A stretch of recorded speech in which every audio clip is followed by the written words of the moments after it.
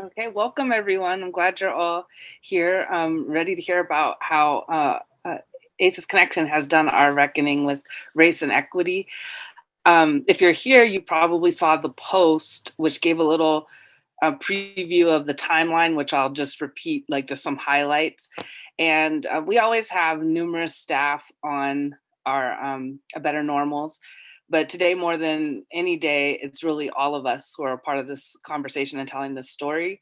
And we want to leave ample time for your comments. So and questions and tips. So I think some of you will have a lot to share with us as well, because we're really at the beginning of our journey. So um, I'll get us going just by kind of recapping the timeline, and also want to highlight that when you go to that post, which Allison has just put in the chat, there's a second post linked within that post towards the bottom of the text, and it links to staff reflections on the staff who have been part of our equity work group.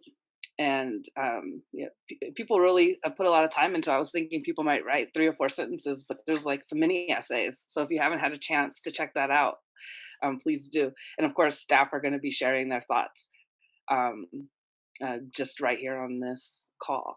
So, um, in the post on the timeline, I started by saying we started our reckoning with not reckoning. And so I think that'll sound familiar to a lot of people. There's definitely always individual staff members who would put, when they did their presentations around ACEs and resilience, would really highlight equity issues. But as an organization, we didn't really have a framework or a process, or it wasn't really prioritized in terms of our content. So around, I'm not looking at the post, so I might get the time wrong. So forgive me, and people can correct me. But um, there came a point where we did decide that it was time for us to make this a priority, and we sort of tried to jump in with the work group. And I think a lot of you are have been to a lot of these Better Normals, so you're familiar with Ingrid. And when she joined when she joined ACES Connection, she was like, I think we need to take a step back and really dig deep and get some of the fundamentals and get everybody a little bit more on the same wavelength. And then we can start working on, or from that space, we can work on, doing more work in terms of our, not our internal training, and also our external, working on the kind of content that we have and the offerings that we have that reflect a commitment to race and equity. And so we did that first. And while we went through the training, we kind of let go of the work group. And then even when we were done the training, we didn't get back to the work group. And as I wrote in the post, when George Floyd was murdered, we realized that we wanted to make a statement, and we realized, well, this is why we need a work group, because we could have been doing this work all along and then we would already have a space. So we took that lesson and we made sure to commit to the work group, and now we meet weekly. And so it's not something that we just, sometimes think about and sometimes don't. So um, I'll leave my comments there. Just that's just the general frame. We're an organization that did not come out of the box, understanding race and equity and centering it, but um, we have taken strides, and we intend to continue, and we recognize ourselves as in a learning process. So I'm gonna invite staff to start sharing, and I think I'm not going to be too prescriptive around this. I just have two kind of lead-in questions, and one is I'd like to hear from staff who were here from the earliest. I came in 2017, and several staff on this call were already there, and then also I'm really curious to hear people who joined after we started doing this work, or right as that got going, what those impressions were. So I'm going to give a very brief, like 5-second pause to allow staff who want to speak to um, the beginning of the process, or the early days of not reckoning, um, and uh, and otherwise I'll just start calling on people. and I guess I have to scroll between the two screens if you're raising your hand, so feel free to jump in.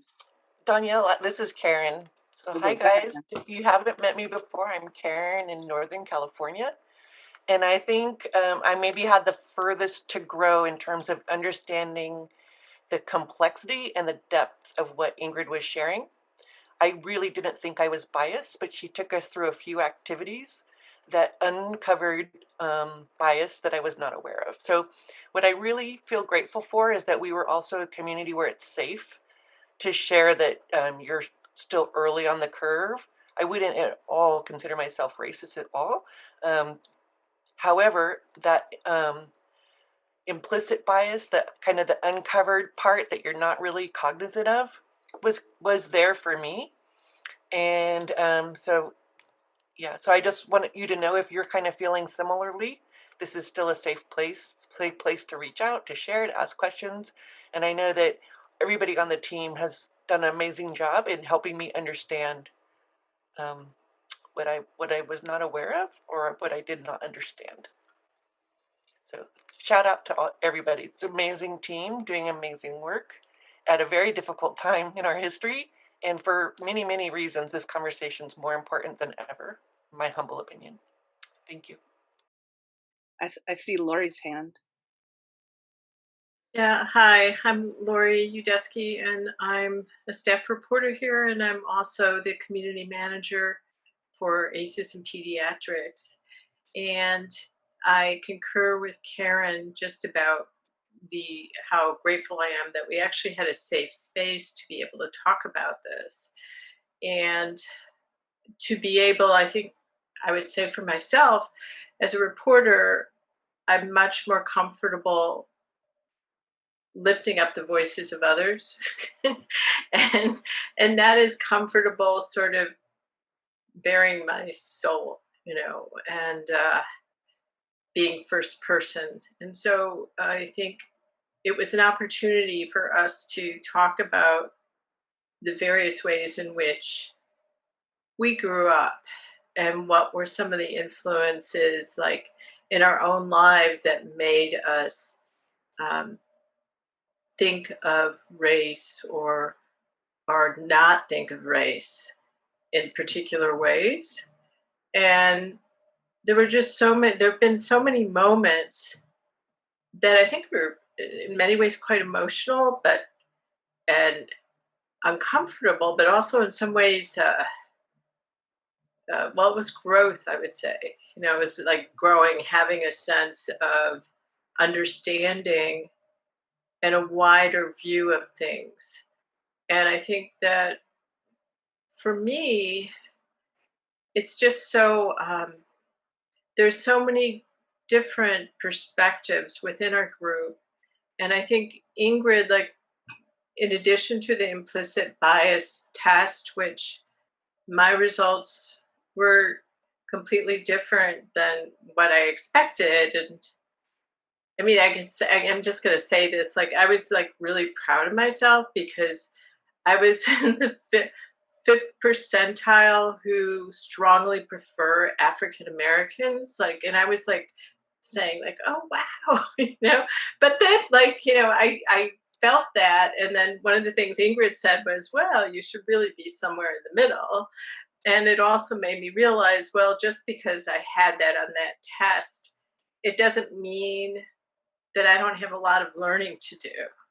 And I think that all of our conversations and the things that we're reading and other uh, speakers that I've listened to, Dr. Ken Hardy being one, and also Ingrid's like amazing analysis of the Rise Center's infographic, which really kind of looks at historical trauma, historical racism, and then ways of healing within that context. So all of these things, uh, I feel grateful, and I also feel like it's just going to be a long process, but an important one that's really uh, helping me reevaluate so many things in so many ways in which I understood um, the world. So anyway, I'm grateful for what we've done and what we will do. Thank you for sharing that, Lori, and some of the details of our training process, which was really important. I don't think we realized how much we needed that. And I saw Dana's hand go up. Thank you, Danielle. Wonderful to be here with everyone today. Gail Kennedy and I came on around the same time with Jane, and I want to say 5 years ago at least. I think Sissy joined shortly thereafter, and I know for myself, when I first learned about white privilege, because I didn't grow up, I'm an Iowa farm girl, I didn't grow up hearing those words. I didn't learn that until 15 years ago in 2005 when Robert Benson was touring the United States and he wrote a book, white man, wrote a book titled The Heart of Whiteness Confronting Race, Racism, and White Privilege. Changed my life, change the trajectory of where I was headed. And I really needed to understand what does that mean. So when I dug deep into the true history, because I didn't grow up learning the true history of this young nation and the impact of genocide and enslavement, internment camps, etc., and then compounded that with a lot of research on systems induced trauma, which I really feel is the worst trauma of all, is what our Mhm. tax dollars are doing all day long, every day to perpetuate systemic racism and structural oppression in our nation. I knew I had found my calling, and that was 15 years ago. Of I have to being aware of my own whiteness. I have to do everything in my power to raise awareness with the masses on well-informed advocacy on policy and systems change. Because if we don't have policy change, which means systems will change, which means funding streams will change, then I don't feel like I've worked hard enough. And I'm very passionate about it. And so when our team, I'm so grateful for this opportunity today. And thank you, Jane, for nurturing this to fruition truly, because we are with members and others, we're modeling vulnerability. We did not have it figured out. I definitely remember our weekly staff meetings, several years ago, where there were tears, frustration, not feeling safe, people not having their cameras on, lowering cameras like that. And it just didn't, we've come so far from where we were even 3 years ago. Danielle was on then, Karen, Carrie, and others. And I'm really proud of us for leaning in and creating those brave spaces to have uncomfortable conversations. And all of you here are certainly choir directors wherever your respective reach is.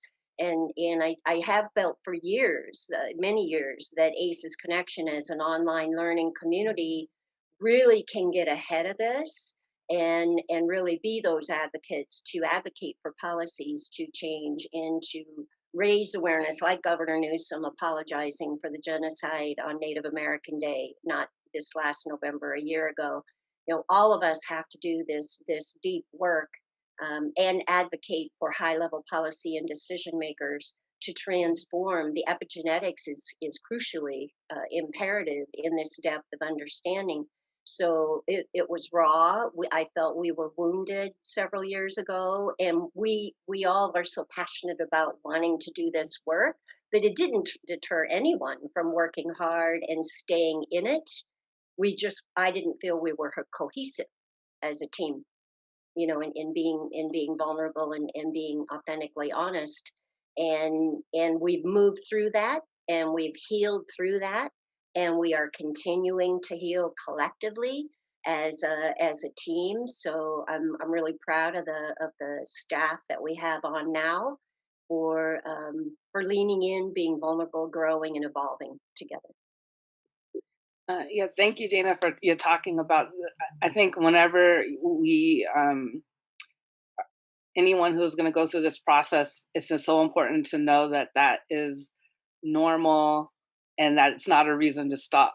That I think the Dare to Lead talks about rumbling. Is definitely, if you're familiar with that from reading Brene Brown, it's definitely an aspect of the process of coming to terms, or the word that people are using a lot, reckoning with race and equity, and how it should be more centered in all work, and especially if I know many of you have seen Ingrid's equity series, including looking at how trauma and race are intricately intertwined. So it definitely belongs in this movement.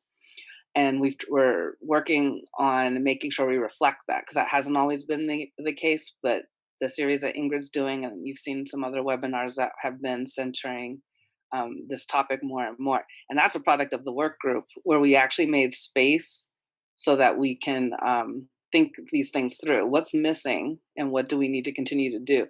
If you don't make space for it, those questions remain unanswered. I want to make sure because I want to also have time for everyone who's on the call to engage in this discussion with us. I wanted to make sure we have time for we lift up the voices of the staff that joined later, after we had started or helped usher in more of this work. So they weren't there during the tearful times, but their impressions when they entered the organization, and some of the work that we've gotten engaged in over the past, say, year and a half. I saw Sissy's hand go up. I was here from the beginning, and I was just going to say, I think for me, when I started, I was really outward more facing at looking at what we're posting on ACEs Connection in terms of looking at equity, and not as much looking at ourselves and looking at myself. So I think when I came on board, I was just like assumed we're not racist, or not understanding what it means to be anti-racist more actively, and not just not actively racist. But one of the first things we did was we definitely noticed and commented on how that we were mostly white middle class women. So we noticed, so that was one of the first things we had to address, and we're still addressing, but we had to look at who's on our team. And that was one of the first action steps that I remember, just looking at how are we hiring, who are we hiring, who are we not hiring, as being an important piece. And then also looking at the content of what's on our site. Is what's on our site also a reason for that? How are we connecting ACEs and racism in like our presentations and our PowerPoints? And I remember debates about whether we were going to talk about historical trauma when we're talking about ACEs. Well, we were talking about historical trauma, but not specifically, and not as much as we do now. So just, I think when we got training internally, we started looking at our own selves, not just what's on our site or what else. And I think that's been really important too. Just like, at least for me, looking at, okay, what am I doing? What am I not doing? And continuing to learn. Yeah, I just wanted to add that before we went to the newer people. Yeah, that's a nice transition. And I saw Jenna's hand go up. So perfect. Thank you for that, Sissy. Go ahead, Jenna. Hi, everybody. My name is Jenna, and I am one of the newer people. I started at ACEs Connection early this year in February, I think. So we started the Race and Equity Work Group shortly after I joined the team, and I just wanted to highlight how important of a space I think it's become for everybody who works at ACEs Connection. Creating this weekly work group has allowed us to always have a safe space where we can bring up a lot of different topics, not only along the lines of race, but we've also talked about the role that gender plays, immigration, status, sexuality, ableism, and a lot of other things, and how they affect ACEs, and how they affect our work and the work we do and how we work and who we interact with. So that's been my biggest impression as a newer member to the ACEs Connection team, is that it's really impactful that we do have this space set aside every week where we can talk about whatever's going on, either in the world as a whole or even just what's happening on ACES Connection and on our site and with our members. Thank you, Jenna. More staff comments percolating. Go ahead, Ingrid. Yeah, I'm Ingrid Cockhren. I cover the Midwest and Tennessee, and I came in later in 2018, so later in the year, probably about September of 2018. And I was already a consultant and working in historical trauma. So when I first came in, when we started to discuss issues around race and equity, I really pushed for us to do some training so that we could just have, get on the same page about what is racism, what does it look like, and so the training that I facilitated was around several things. Training just baseline understanding of historical trauma, baseline understanding of institutional racism and critical race theory, and then of course implicit bias training, and that helped us to formulate our equity and inclusion statement, which was kind of our first milestone, which we did in 2019. And then those principles that accompanied our statement and then towards the end of 2019, it did kind of dissolve as far as us meeting, because once we had the statement and we felt comfortable, I guess we felt comfortable being able to talk about race and racism, and we had that first baseline training around these topics. And then as we got to the point where we wanted to have a statement to address issues around defunding the police in May after George Floyd, it kind of brought up some fault lines that we had internally again. And so then we kind of revisited, what does it mean? How do we make a statement that encapsulates how we feel about the George Floyd incident and so many other incidents? But then also how we respond to members who are asking questions around, is racism being an issue of politics. And so I think it's really good to talk about that process too, because we have been kind of conditioned by our politicians and our political system to see racism and oppression as political issues instead of issues of human rights.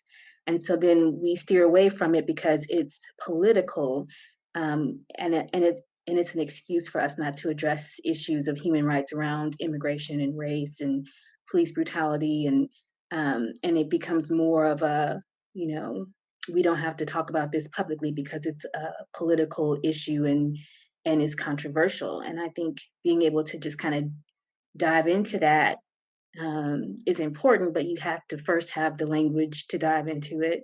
You have to first have the safe space to dive into it. And so I think the work that we did in 2019 really helped us to kind of pick up the work again in 2020. Those are some key connectors right there.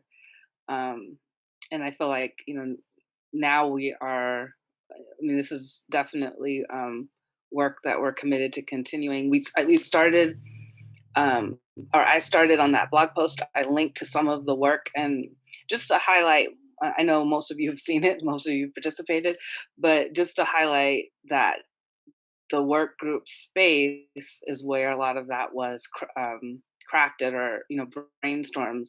Real Talk with Raphael, if you had attended that webinar, was something that came out of that space. So again, that content is able to develop because we are making space for it, and we want there to be a lot more.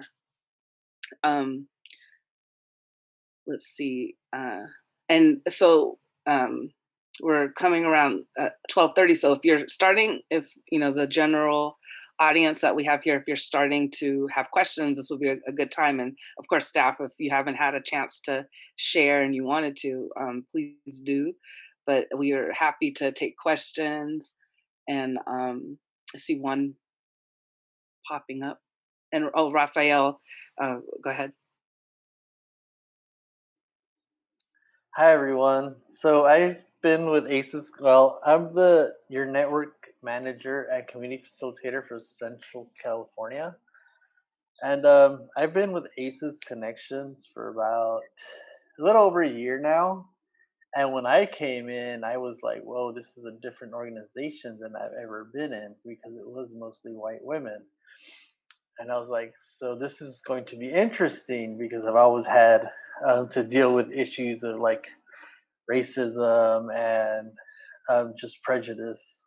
And but I came in with an open mind, and I was excited from the beginning. Just know I'm learning about ACEs recently in the grad school program, and so yeah, I came in with an open mind, and I came in right around the time that they were all working on the DEI statement, which I was like, okay, so this is pretty different. I've never been involved in an organization that was woke enough to do something like this, so that kind of made me happy. However, we did kind of like leave it alone after the statement was drafted and edited and put together. And yeah, I mean, I've never felt unsafe or unwelcome, or I've never felt any of those things I had a little bit of fear of in the beginning. But then May came around, and everything that happened with George Floyd, the police, defunding of police movement, and the protests that were going on, and we really got into gear, and it made me happy, knowing that we were all interested in working on this and creating these safe spaces for ourselves to learn from each other, to learn from I know I've shared some experiences, to learn from our experiences, what we have experienced, and on the other hand, what some of us haven't experienced is because of who we are and what we look like, and that has allowed us to, I think, create an understanding and help us become a better organization and better individuals for the organization, so we can help you out more. And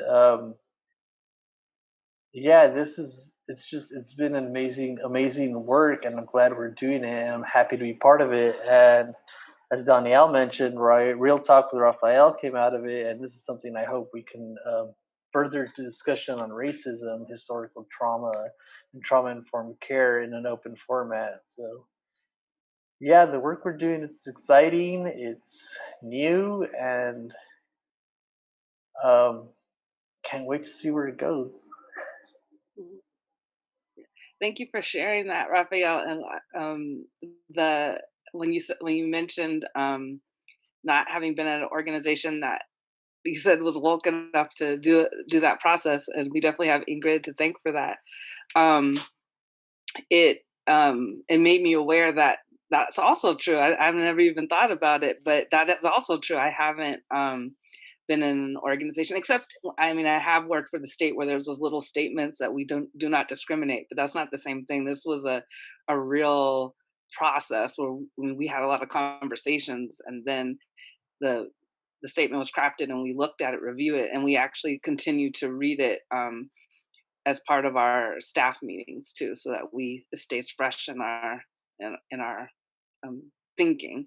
So that's true. That is, for me, that was an innovation as well for the workplace. Danielle, Go I'm ahead. wondering if we want to read it. Oh, sure. I think did someone post it? Gail posted it. Or maybe Gail will read it for us. Sure, I'd be happy to read it. I have to scroll back and find it. There it is. Yeah, so why don't I read part? This is how we do it. We usually kind of go around, and all staff volunteer. So I'll do the first part, and then if somebody else can volunteer for the rest. So I'll start. So ACEs Connection is an anti-racist organization committed to the pursuit of social justice. In our work to promote resilience and prevent and mitigate ACEs, we will intentionally embrace and uplift people who have historically not had a seat at the table. Who wants to go next? I can go next. Thank you, Jenna. ACEs Connection will celebrate the voices and tell the stories of people who have been barred from decision making and who have shouldered the burden of systemic and economic oppression as a result of genocide, slavery, family separation, forced relocation, mass incarceration, redlining, and all other practices, policies, and institutions that have traumatized marginalized groups. These groups include people of color, people living with mental health and substance use challenges, people living with disabilities, and members of the LGBTQI community. And does anybody want to read the principles? Yeah, I can go. ACEs Connection, Equity and Inclusion Principles. Diversity, I thought that was the letter O. It's a bullet point. I was like, I'm going to have trouble with this list. Okay, diversity, empathy, integrity, healing-centered, love, equity, inclusion, visionary, justice, and humility. Yeah. Oh, yeah, we love that love is on our list too. And so, yeah, it's a very beautifully developed a statement, and it may come as no surprise that Ingrid led that process. Go ahead, Elizabeth.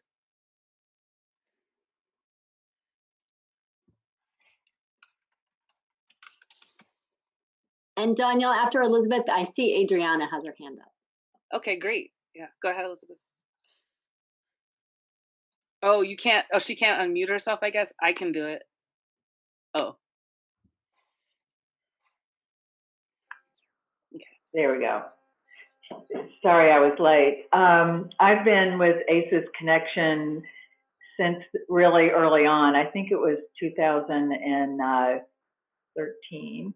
And I'm in Washington, D.C. And my work is as a policy analyst for ACEs Connection. And my work prior to this has been in government relations and lobbying and advocacy, primarily in healthcare and in mental health.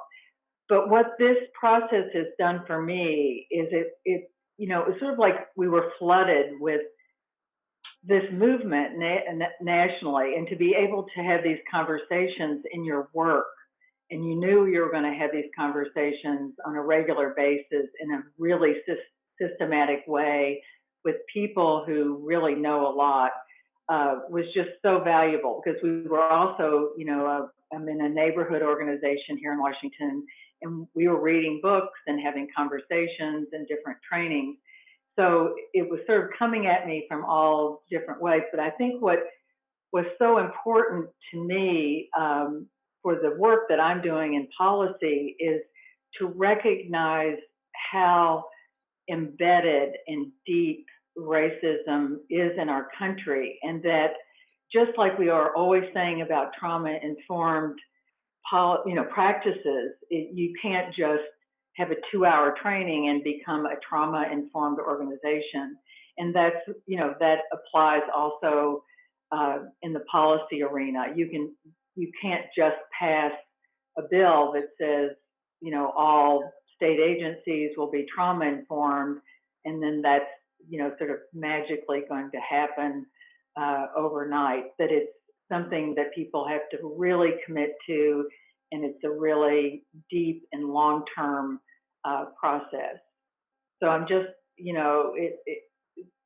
I wish that everyone in their work environment could have this opportunity, and perhaps maybe what you're learning today you can take back to your own, workplace, since we all spend so much time there, if we're fortunate these days with COVID and people losing their jobs and so forth. But if you can now or in the future do that, it is a wonderful process and valuable.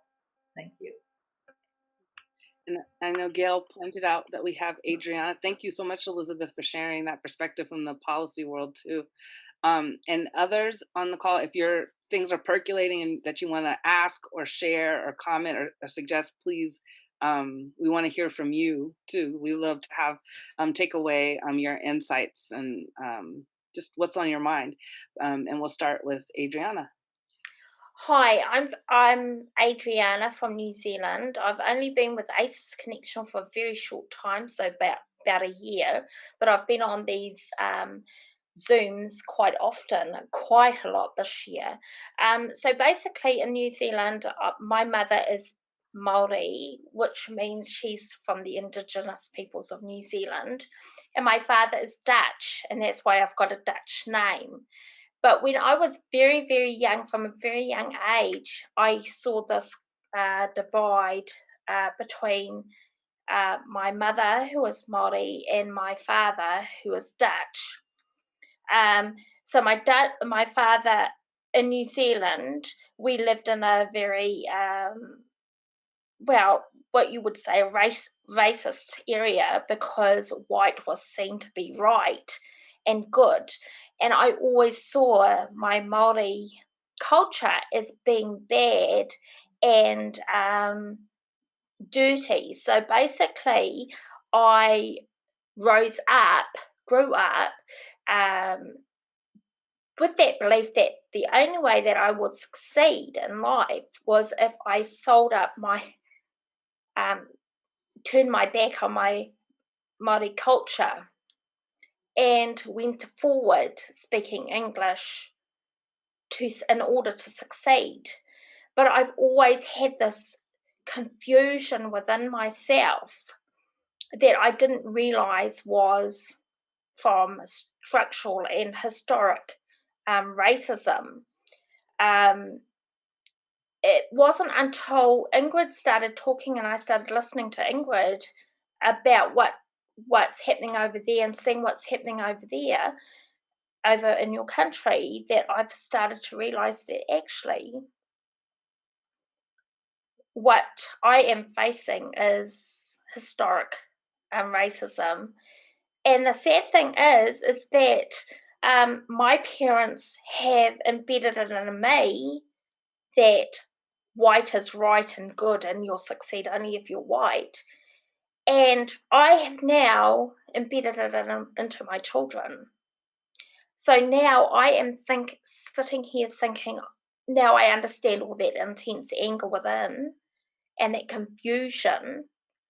And so now I have a lot of work to do, but first I have to start with myself. I have to understand what I'm doing. I have to understand how racism impacts on me and how I perpetuate that and enable that. And then I have to work on my children and their children, because now I've got grandchildren. And it's so, you know, I think Ingrid, just listening to her, just, you know, bombarding it just slowly, and it slowly goes in and it starts to spread, and you start thinking about it, because for so long it's been covered up by other words, you know, other people telling you, and the statistics coming in and bombarding it from everywhere else. So it's good to hear another narrative. That's what it is. Narrative. Yes, thank you very much. So ACES Connection, so valuable being here. So great. Thank you very much. Yeah. Thank you so much for sharing that, Adriana, because it's a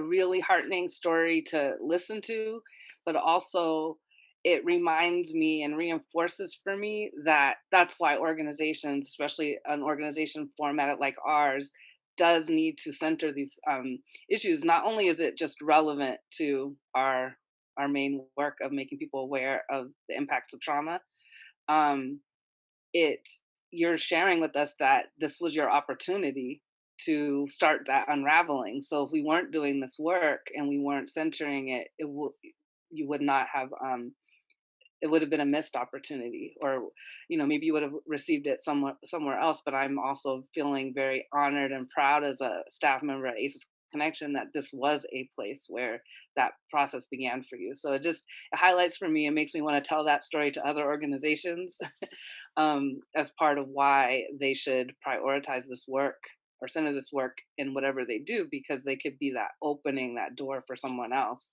or other people. Um, and so again, we really do want to hear from more of you. Um, is there anything? I haven't been looking at the chat. Oh, I Or see hands Jane raised. and I both. No, there's nothing in the chat so Okay. far, but Jane and I both have a thing. Jane, do you want to go first? Yeah, thanks, Allison.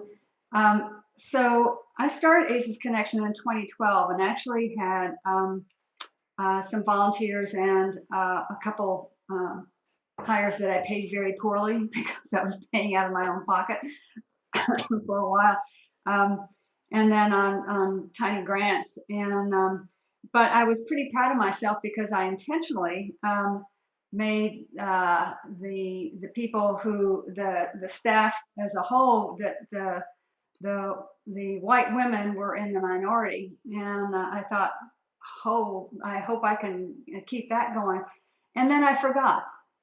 As there was staff turnover and people joining, I didn't pay attention, and so when we started paying attention again was when Danielle and Ingrid came on after that and saying, okay, let's be more intentional about this. As you were saying, Sissy, let's look more inward into the organization and not just looking outward to the reporting or how we're growing the community. And that was eye-opening for me. It's like, this is not good that I didn't pay attention. And then when we did the first part of our looking at this and diving into it and being intentional about it, then we let it go again. And that again is on me for not paying attention.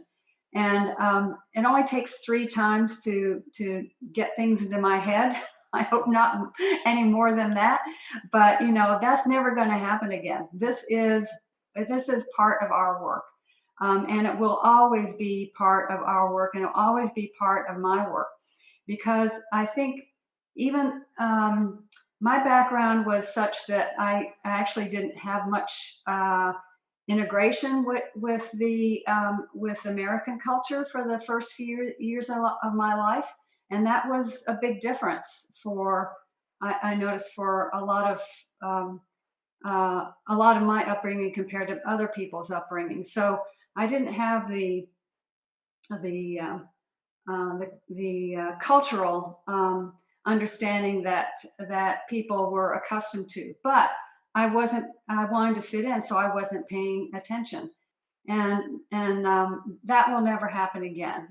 That what I've learned over these last 3 years has been incredible, and I hope that our organization can help others in making the transition that we've made, which isn't easy, but it was always heartfelt. And I think that heartfelt and that love that we had for each other from the get-go, anybody who joined the staff had, that got us over some of the bumps in the road. And I'm forever grateful for this team of people that are part of ACES Connection, and also, by extension, the ACES Connection members, because I think people come here to learn what we're learning and what we hope to pass on. So thank you very much. Carrie, I see you wanted to share. I'm going to share first. I love that this conversation has been warm and fuzzy, and I started that off myself with the party cone vibe.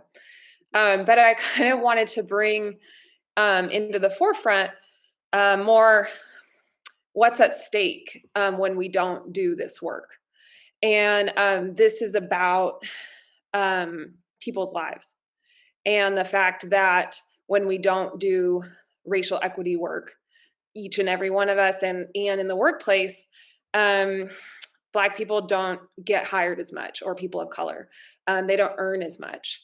I pulled up a statistic here. As of 2020, Black families have a median household income of just over 41,000, whereas white families have a median household income of more than 70,000. And, you know, we're doing this work because people's lives and livelihoods depend on it, and because of the massive, atrocious violence that has occurred in our country for centuries. And I come to this work just thinking, I don't know if there's enough reparations that could ever happen on behalf of white people for people of color in this country. And that I don't really have a right to feel comfortable after what we've done to people of color in this country, especially African Americans. And I just want to say that it's, for me, it's not about my individual journey. It's about we have to do this. I mean, we have to.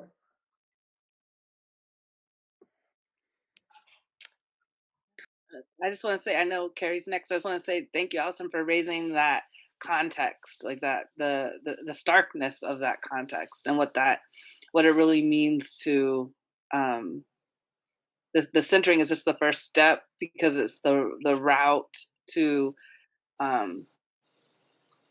creating real equity in people's lives every day. Like when we think, but I don't know if we've ever talked about the social determinants of health, but all of those, and recognizing that those social determinants of health, those, I know Ingrid talks about this, and when she does trainings, and has talked about it in the webinars, like the things like about redlining, and like the making a real impact on life, on people's lives. So thank you for bringing that forward, Allison. And I know Carrie's been patiently waiting, and we want to make sure to get to Robin also. I see Robin's hand is raised. So go ahead, Carrie, then Robin. Thanks so much. Can y'all hear me okay? Mm-hmm. Great, good.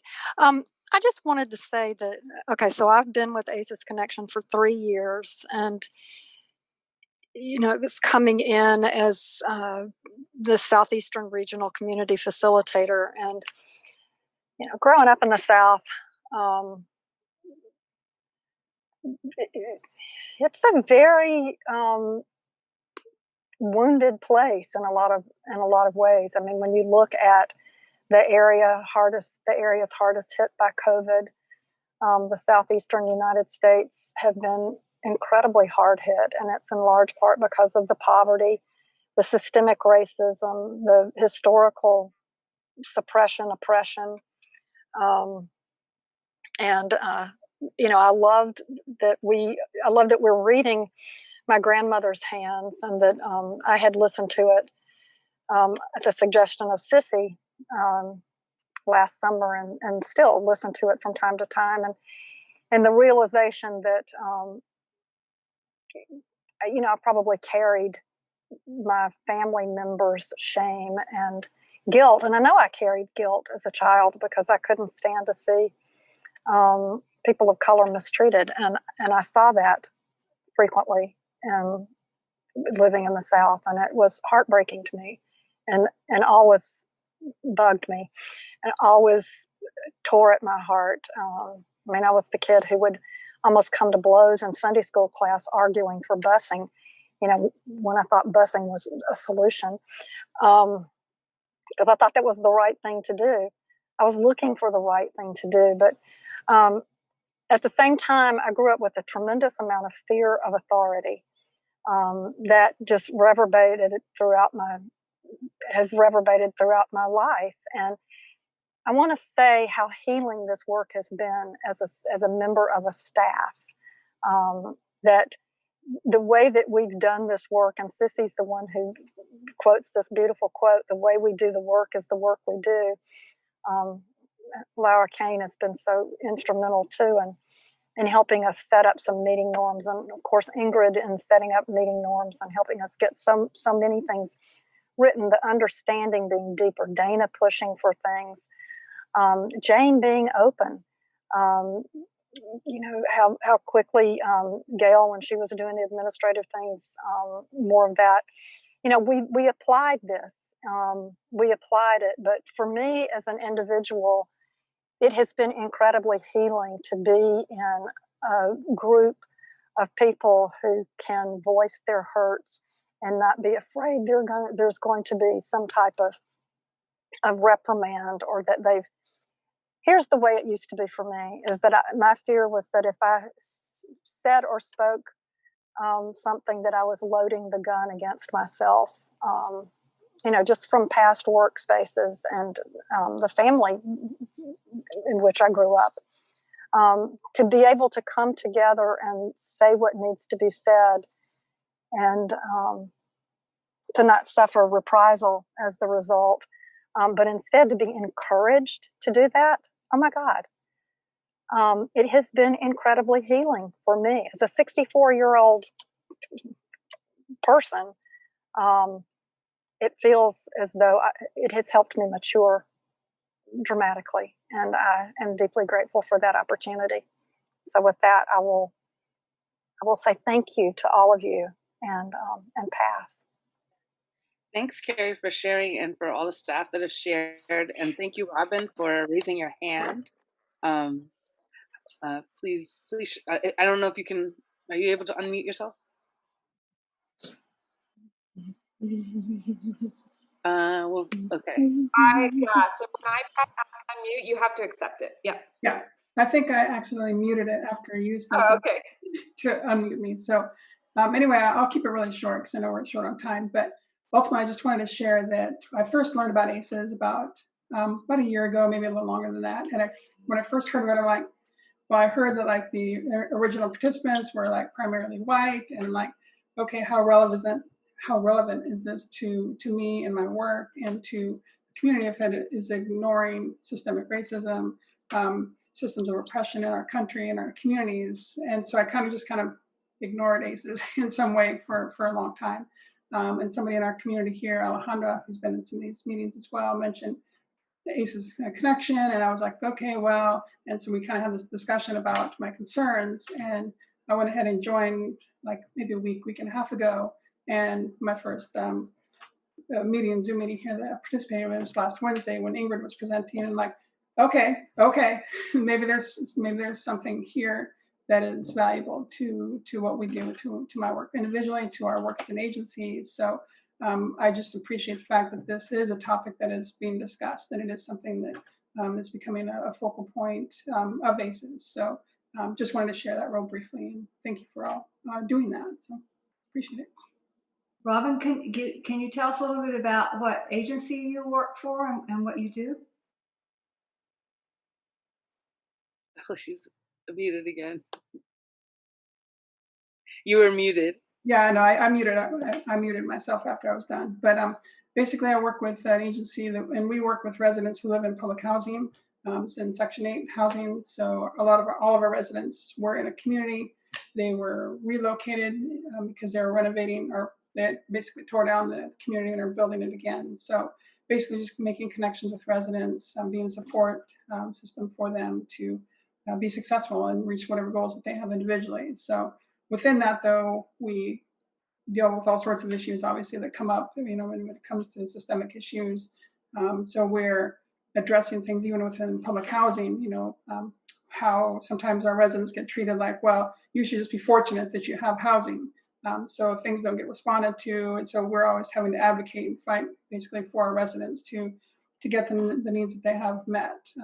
I also do activism outside of work in regards to like decarceration and alternatives to 911 that don't result in people getting arrested or killed in the streets. Trying to connect resources and try to reallocate funds from police to community services that are going to benefit and strengthen communities rather than tear them apart. So those are some of the things that I'm involved in personally. But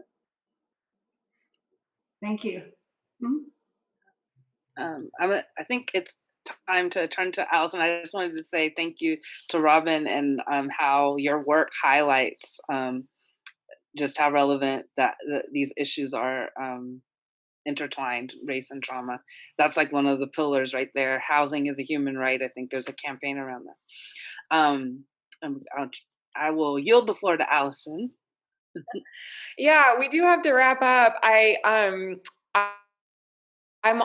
tend to be like the really very detailed like how person at ACEs Connection, and I'm like, but we're not. I don't know. We didn't share exactly how we're doing it, and so I wanted to make the point that if you're on this call and you're wondering how to start this at your own organization, it really, really, really comes down to, is your company committed to putting time and money into this issue? Are you committed to putting time and money behind this issue? You can't just expect like the person of color at your office to like train everyone for free or hold space for everyone without you want to think about paying consultants, offering paid trainings for your employees, taking time out of your workday and making this a priority.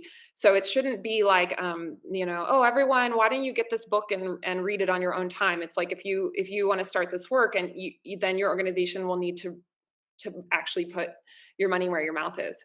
Jane, do you have anything to add to that? Or Gail, I saw some nodding.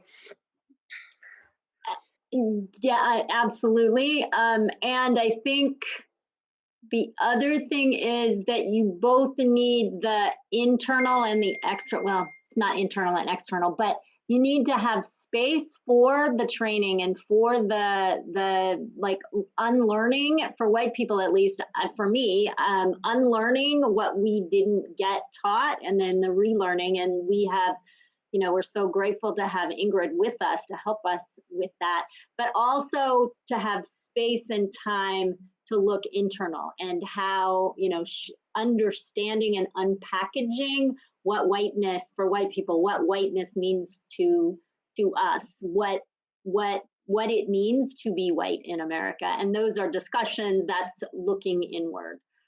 So I would say, yes, it does take that time, and it's both, you need the time to ask for experts to come in and educate you, but you also need space and time and commitment from the leadership to this is a process. And I mean, for me, I feel like this is going to be my life process.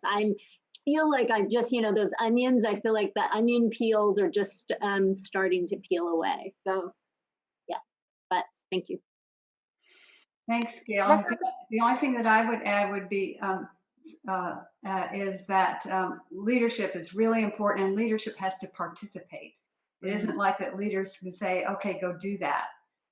It's everybody who is in this game, and leadership needs to listen, because this is going to start changing what you do in your organization, and that's critical for the changes that we have to make as a country. This is one organization, one person at a time, and so, but we can amplify that. So let's go. Raphael, did I see your hand come up while Gail was talking? Because yeah, if you have something, please. No. Okay, I made it up.